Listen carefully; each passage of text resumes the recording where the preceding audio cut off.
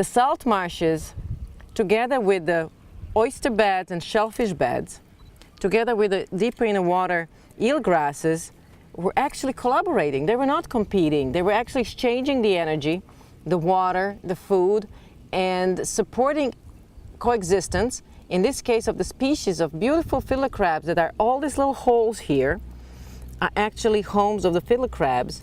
And here you can see huge number, vast number of ribbed mussels, and in Seven Hill Cove, the degraded site, we could maybe count them on one hand.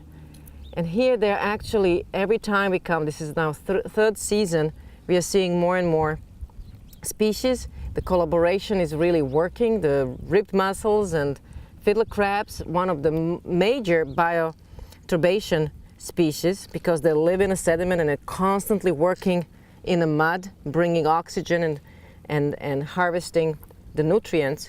And that's why in this area you only have a little bit of organic matter that can support ulva and algae, and what basically they're all trying to use a lot of nutrients, foods. They're sharing the food that comes with the tide, and they filter feed oysters and blue mussels, and everybody has enough. And every season, this is the third season, we are finding more and more species, and we are hoping that by improving the habitat for them and also not harvesting as much as we usually do. That's why sanctuaries are supposed to be sanctuaries for species to thrive and not only live a couple of years, which we allow oysters to live, only a few years, 2 or 3 years, and then we harvest them.